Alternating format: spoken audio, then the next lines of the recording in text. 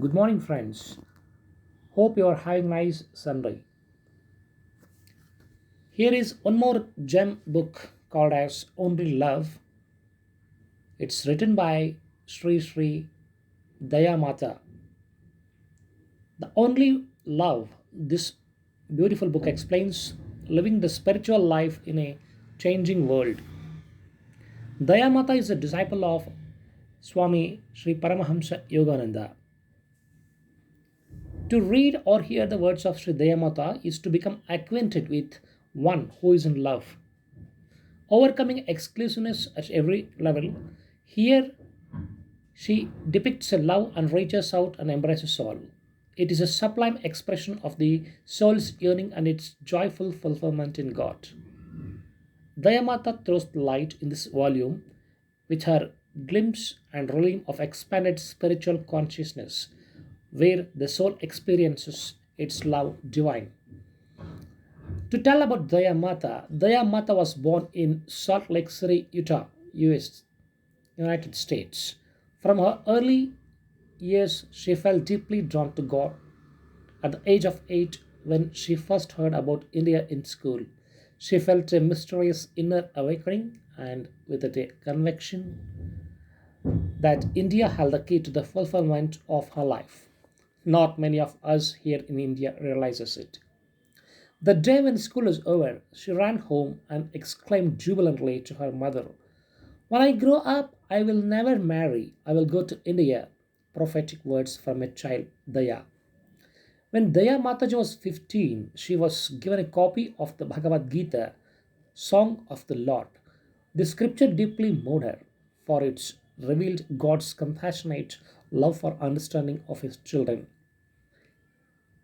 She was very keen and approachable in the knowledge, and God's children were called divine blessings. She understood from that book.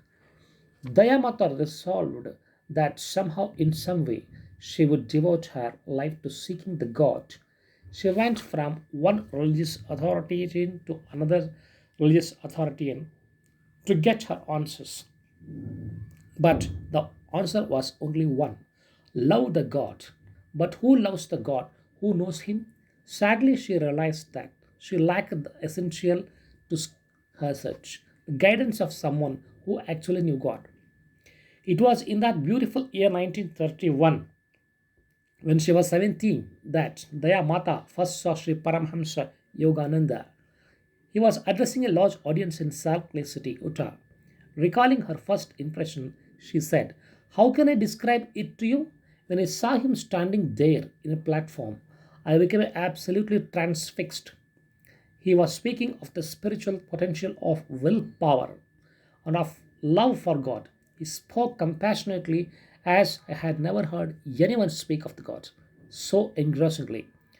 It was enthralling, instantly recognizing him as one of the beautiful spiritual master towards the God seek.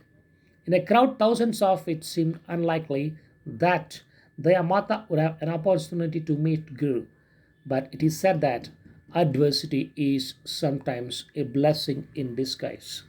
Dayamataji had a long suffered from a severe blood disorder, the illness which doctors had been unable to cure, and finally forced her to leave the school. However, she was faithfully attending Paramahamsa classes, and the bandages covering her swollen face had apparently attacked the attention of the great Guru. Here is excerpt from her book. Chapter 1: How can we find God? A beautiful topic. She starts fun with this beautiful phrase: why we should seek God. What is God? How can we find Him? The first question can be answered is very simple. The Yamata says, we should seek God because we are made in His image, and only His perfection and permanency can give us lost happenings.